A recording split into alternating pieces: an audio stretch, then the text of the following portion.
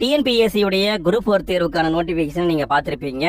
நான் அதை பத்தி சொல்ல வரல. நான் என்ன சொல்ல வந்திருக்கேன் அப்படின்னா, வரக்கூடிய குரூப் 4 தேர்வுல நம்ம எப்படி நல்லா ஸ்கோர் பண்றது, எப்படி வேலையை வாங்குறது அப்படிங்கிறத பத்தி நான் சிம்பிளா சொல்ல வந்திருக்கேன். ஸோ வீடியோவை முழுமையா பார்த்து யூஸ் பண்ணிக்கோங்க. நேற்று நோட்டிபிகேஷன் பார்த்துருப்பீங்க, 4000 போஸ்ட் தான் வந்திருக்கு. நீங்க ஒன்றும் ஒரி பண்ணாதீங்க. ஆரம்பத்துல அப்படிதான் சொல்லுவாங்க, பிறகு போக போக படிப்படியாக இன்க்ரீஸ் பண்ணிக்குவாங்க. வழக்கமாக நடக்கிறது தான். ஏன்னா போனா தேர்வு எல்லாத்துலேயுமே அப்படிதான் பண்ணாங்க. ஸோ போஸ்ட் இன்க்ரீஸ் ஆகும். ஸோ அதை பற்றி நீங்கள் ஒரி பண்ண வேண்டாம். என்னுடைய ஒரே ஒரு தனிப்பட்ட அட்வைஸ் என்னன்னா, நீங்கள் படிக்கிறதுல மட்டும் கான்சென்ட்ரேஷன் பண்ணுங்க. உங்களுடைய கடமை படித்தல். ஆண்டவனா பார்த்து உங்களுக்கு ஒரு போஸ்ட் கொடுப்பான், சரிங்களா? படிக்கிறது மட்டும்தான் நம்ம கையில் இருக்கு, மீதி எல்லாமே நம்ம கையில் இல்லை, எல்லாம் ஆண்டவன் கையில் இருக்கு. நம்முடைய உழைப்புக்கு ஏற்ற ஊதியம் கண்டிப்பா உள்ளது. ஸோ நம்முடைய உழைப்பு தான் நமக்கு தேவை. ஸோ நல்லா படிங்க, கண்டிப்பா உங்களால சாதிக்க முடியும். சரி, நம்ம என்ன பார்க்க போறோம் அப்படின்னா, இருக்கிற நாள்ல எப்படி எக்ஸாமை கிளியர் பண்ற அளவுக்கு படிக்கணும் அப்படிங்கறத பார்க்க போறோம். முதல்ல வந்து தமிழ் பகுதியை பார்க்க போறோம். தமிழ் பகுதியை பொறுத்த வரைக்கும் 100 கேள்வி கேட்க போறாங்க. சிலபஸை இப்பதான் ரிவைஸ் பண்ணி விட்டுருக்காங்க. ஸோ சிலபஸை என்னதான் ரிவைஸ் பண்ணி விட்டாலும் என்னுடைய தனிப்பட்ட கருத்து என்னன்னா, நீங்க ஸ்கூல் புக்கை படிக்கிறதா பெட்ரு. நான் பலமுறை சொல்லியிருக்கேன். நீங்க இப்பதான் படிக்க போறீங்க அல்லது நீங்க அரைக்குறையா படிச்சுட்டு இருக்கீங்க அப்படின்னா, 6ஆம் வகுப்புல இருந்து 10ஆம் வகுப்பு வரை இருக்கிற தமிழ் புத்தகத்தை ஃபர்ஸ்ட் கம்ப்ளீட் பண்ணுங்க. அட்டை டு அட்டா படிக்கணும், 6ஆம் வகுப்பு டு 10ஆம் வகுப்பு வரைக்கும், சரிங்களா? ஏன் குமார் 11, 12 படிக்க வேண்டாமானா, இருக்கிற டைம்ல அதான் படிக்க முடியாதுங்க, சரிங்களா? அங்கிருந்து வரக்கூடியது ஒரு 5 கேள்வி தான் வரும். 5 கேள்வி 10 கேள்வி வரும். அதுக்காக மெனக்கெட்டு நம்ம அங்கெல்லாம் போய் படிச்சுட்டு இருக்க வேண்டாம், சரிங்களா? 6 to 10 தான் 80% கேள்வி வரக்கூடிய பகுதி. ஸோ 80% முதல்ல ரெடி பண்ணுங்க, அப்புறம் மீதம் இருக்கிறத பார்த்துக்கலாம், சரிங்களா? ஸோ நம்ம எப்படி படிக்கணும் அப்படின்னா, அட்டா டு அட்டா படிக்கணும். அதே மாதிரி படிக்கிறதுக்கும் ரொம்ப டைம் எடுத்துடக்கூடாது. ஏன்னா நேற்று நோட்டிஃபிகேஷனை பார்த்த பிறகு உங்களுக்கு படிச்சதெல்லாம் மறந்த மாதிரியே இருக்கும். கண்டிப்பாக அந்த ஃபீல் இருக்கும், எல்லாருக்குமே இருக்கிறது தான். நம்ம படிக்காத மாதிரியே ஒரு ஃபீல் இருக்கும். ஐயோ, நம்ம எதையுமே முழுமையாக படிக்கலையே, என்ன இப்போ நோட்டிஃபிகேஷன் வந்துருச்சு, நம்ம எப்படி எக்ஸாம் அட்டன் பண்ண போகிறோம், பாஸ் ஆகுமா அப்படிங்கிற பயம் நமக்குள்ளே வரும். இது எல்லாருக்குமே வரக்கூடிய விஷயம்தான். நீங்கள் படித்தது மறக்கல, மைண்டில் தான் இருக்குது, பட் உங்களுக்கு ஒரு பிரமை ஏற்படுது. ஸோ நான் என்ன சொல்ல வரேன் அப்படின்னா, நீங்கள் 6ஆம் வகுப்புலேருந்து 10ஆம் வகுப்பு வரை இருக்கிறத படிங்க. அதுவும் ஸ்பீடாக படிக்கணும். நீங்கள் 6ஆம் வகுப்பு எடுத்தால் ஒரே நாளில் முடிக்கணும். 7ஆம் வகுப்பா பருவமாக இருக்கும், ஒரு பருவம் ஒரு நாள். 8ஆம் வகுப்பா 3 நாள், 9th 3 நாள், 10th 3 நாள். அந்த நாளை தாண்டி போகவே கூடாது, சரிங்களா? இதை வந்து இவ்வளோ ஃபாஸ்ட்டாக கம்ப்ளீட் பண்ணிட்டு பழைய சமச்சீர் புத்தகம் 6 to 10 ஒன் டைம் நல்லா ரீட் பண்ணி விட்டுட்டு அடுத்து திரும்ப இதையே ரிவைஸ் பண்ணி பாருங்க, போதும், சரிங்களா? ஏன்னா இருக்கிற இந்த 70 நாளில் நம்ம ஏகப்பட்ட விஷயங்களை படிக்க வேண்டியது இருக்குங்க. கன்னட வயசை படிக்கணும், ஜிகே பகுதியை படிக்கணும், மேக்ஸ் தெரிஞ்சுக்கணும். ஸோ பல விஷயங்கள் இருக்கு. ஸோ தேவையில்லாம வந்து நான் தமிழ் பகுதியவே படிக்கிறேன்னு சொல்லி டைம் ஓட்டிட்டு இருந்தீங்கன்னா அங்கே வந்து மார்க்கை ஸ்கோர் பண்ண முடியாது, சரிங்களா? ஸோ என்னுடைய அட்வைஸ் 6 to 10 தமிழ் புக்கை ஃபர்ஸ்ட் முடிங்க. நான் முடிச்சிட்டேன் குமார் அப்படிங்கிறவங்க பழைய சமச்சீர் புத்தகத்தை படிங்க. நான் படிச்சிட்டேன் குமார் அப்படிங்கிறவங்க டைம் இருந்தால், நீங்கள் ஆல்ரெடி படிச்சிருக்கீங்க அப்படின்னா நீங்கள் 11, 12 படிக்கலாம், இல்லைன்னா விட்டுருங்க, சரிங்களா? தேவையில்லாம அங்கெல்லாம் போக வேண்டாம். சரி, அடுத்தது நம்ம என்னன்னா இன்னொரு பாயிண்ட் சொல்லிடுறேன் பாருங்க. அதாவது இதுக்கு வந்து மெயினாக வந்து பழைய கொஸ்டின் பேப்பரை பாருங்க, சரிங்களா? தமிழ் பகுதியை பொறுத்த வரைக்கும் பழைய கொஸ்டின் பேப்பர்ல அவங்க எப்படியெல்லாம் கேள்வி கேட்டிருக்காங்க அப்படிங்கிறத பாருங்க. இதுக்கு நாமளே இன்னொரு சேனல் வச்சிருக்கோம், குமார் டிஎன்பிஎஸ்சி நோட்ஸ் அப்படிங்கிறது நம்மளுடைய சேனல் தான். அந்த சேனல்ல டெய்லியுமே தமிழ் டெஸ்ட் போட்டுட்டு தான் இருக்கும்.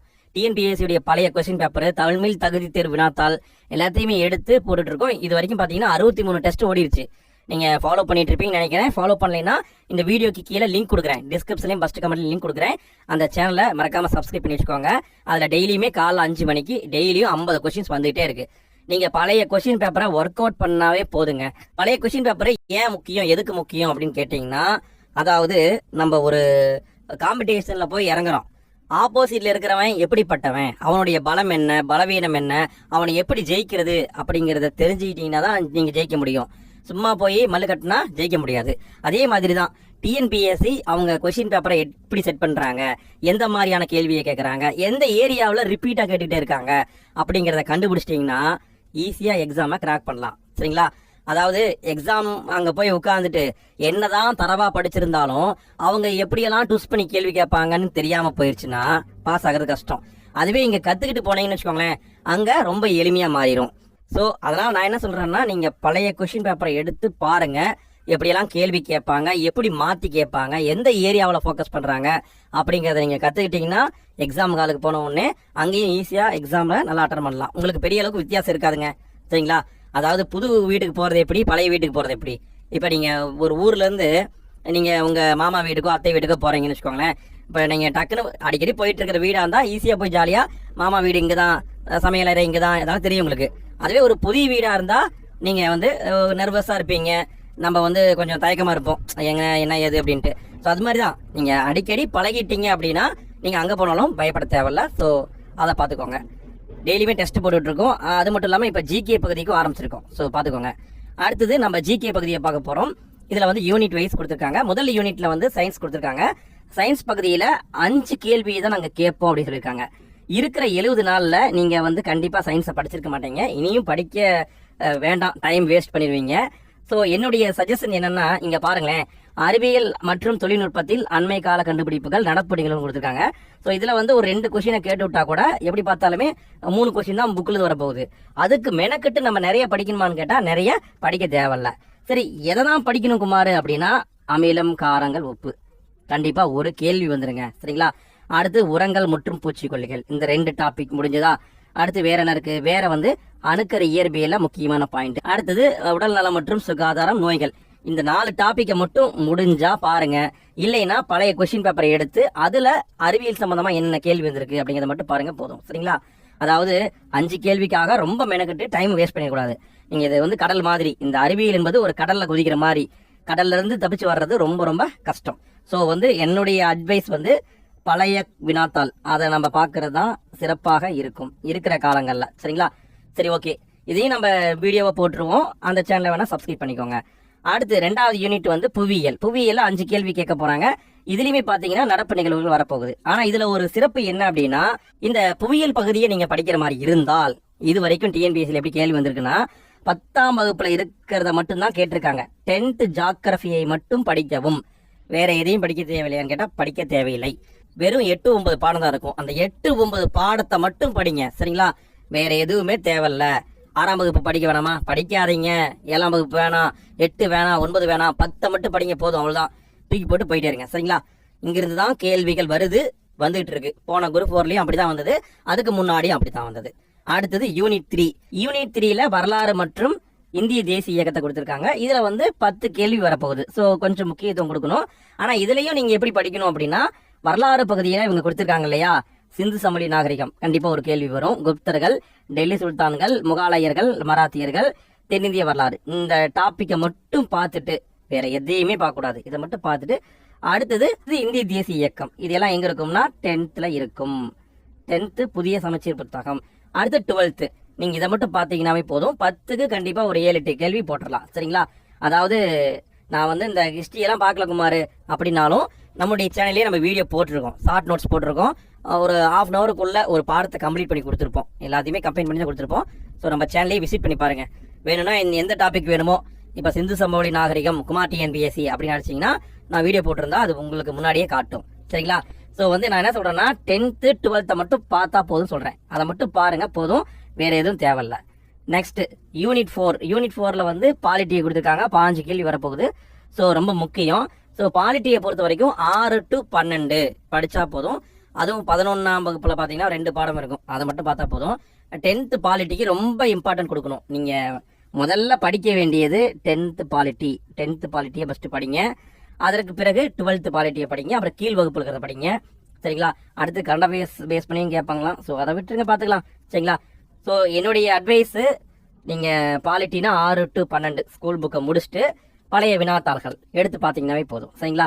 ஈஸியாகவே கிளியர் பண்ணிக்கலாம். அடுத்து யூனிட் 5. யூனிட் 5 வந்து இந்திய பொருளாதாரம் மற்றும் தமிழ்நாட்டில் வளர்ச்சி நிர்வாகம். யூனிட் 5ல வந்து பார்த்தீங்கன்னா இந்திய பொருளாதாரம் அப்படின்னாவே பொருளாதாரம் மோஸ்ட்லி வந்து 10th மற்றும் 11th 12th வந்து 2-3 பாடம் வரும். அதை மட்டும் பார்த்தா போதும். நீங்கள் பார்த்துருப்பீங்கன்னு நினைக்கிறேன். நீங்கள் பார்க்கல அப்படின்னாலுமே நீங்கள் இனிமே கொஞ்சம் ஸ்டார்ட் பண்ணிக்கோங்க. சரிங்களா? அதுவும் இவங்க கொடுத்துருக்கிற டாபிக் எல்லாம் தேடி படிச்சுக்கோங்க. டாபிக் தான் முக்கியம். நீங்கள் வந்து ஒரு பாடத்தை முழுசா படிக்கணும் அப்படின்னு அவசியம் கிடையாது. இப்போ 5ஆண்டு திட்டம்னா 11th கொடுத்துருப்பாங்க. திட்டக்குழு இது வந்து 11th 12th இருக்கும். நிதி ஆயோக் இது 12th இருக்கும். இந்திய ரிசர்வ் வங்கி 12th இருக்கும். இதை பற்றி நம்ம வீடியோ போட்டிருக்கோம், இனியும் போட்டுகிட்டே இருப்போம். சரிங்களா? ஸோ இந்த மாதிரி டாப்பிக்கை மட்டும் தேடி பாருங்க, போதும். வேற எதுவும் தேவையில்ல. அடுத்தது வந்து இதில் பார்த்தீங்கன்னா இப்போ ரீசெண்டாக கவர்மெண்ட்டுடைய ஸ்கீம்ஸ், அரசுடைய நலம் சார்ந்த திட்டங்கள்லாம் கொடுத்துருக்காங்க. அதை பற்றி நம்ம அடுத்த வீடியோ வருது. சரிங்களா? ஸோ பார்த்துக்கோங்க. இந்த ஏரியாவில் கொஞ்சம் முக்கியத்துவம் கொடுக்கணும். ஏன்னா 20 கேள்வி வரப்போகிறது. ஸோ நல்லா ஃபோக்கஸ் பண்ணிக்கோங்க. தமிழ்நாட்டுடைய வளர்ச்சி நிர்வாகம், தமிழ்நாட்டை பற்றி என்னென்ன கொடுத்துருக்காங்களோ, ஸ்கூல் புக்கில் எங்கே கொடுத்துருக்காங்க, என்ன கொடுத்துருக்காங்க எல்லாத்தையுமே படிக்கணும். சரிங்களா? படிச்சுக்கோங்க. 20 கேள்வி வரப்போகுது. அடுத்து நெக்ஸ்ட் யூனிட் 6. யூனிட் 6 பகுதியில் வந்து பார்த்தீங்கன்னா தமிழ்நாட்டுடைய வரலாறு, பண்பாடு, மரபு, சமூக அரசியல் இயக்கங்கள்லாம் கொடுத்துருக்காங்க. இந்த சமூக அரசியல் இயக்கங்களை நீங்கள் ஆல்ரெடி INM அதில் படிச்சிருப்பீங்க, இந்திய தேசிய இயக்கத்தில் படிச்சிருப்பீங்க. ஸோ அங்கே இருக்கிற கண்டென்ட் தான். நாமளும் நிறைய வீடியோ போட்டிருக்கோம். தொல்லியல் கண்டுபிடிப்புகளுக்கெல்லாம் ஒரு சிறப்பான வீடியோ போட்டிருக்கோம், சங்க காலத்துக்கு வீடியோ போட்டிருக்கோம். ஸோ சரிங்களா? ஸோ பார்த்துக்கோங்க. இங்கேயும் வந்து 20 கேள்வி வரப்போகுது. ஸோ இந்த ஏரியாவுக்கு முக்கியத்துவம் கொடுங்க. அடுத்தது கணக்கு. இந்த கணக்கு பகுதியை பொறுத்த வரைக்கும் நிறைய பேருக்கு கணக்கு வரமாட்டேங்குது அப்படின்னு சொல்றீங்க. கணக்கு இல்லாமல் பாஸ் ஆகிறது ரொம்ப கஷ்டம். 25 கேள்வி வரப்போகுது. ஸோ கண்டிப்பாக நீங்கள் கணக்கை கற்றுக்க வேண்டும். இருக்கிற காலத்தில் என்ன பண்ணலாம் குமார், அதுக்கு ஒரு நல்ல சொல்யூஷன் கொடு அப்படின்னா, நீங்கள் பழைய கொஸ்டின் பேப்பரை எடுத்து அதை எப்படி கேட்டிருக்காங்க, அதுக்கான எப்படி சால்வ் பண்ணுறது, ஏதாவது சர்க்கட் இருக்கா அப்படிங்கிறத கற்றுக்கிட்டிங்கன்னா தான் உண்டு. சரிங்களா?